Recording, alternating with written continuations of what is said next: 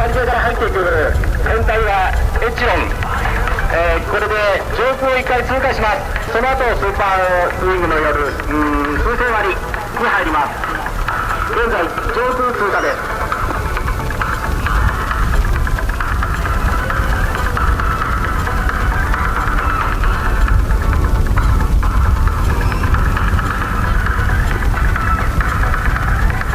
再度パイロットの機体の紹介をいたします。1番機フォーメーションリーダーは JA3630 岡村原田、左には360の荻原福島、ライトハンドリングの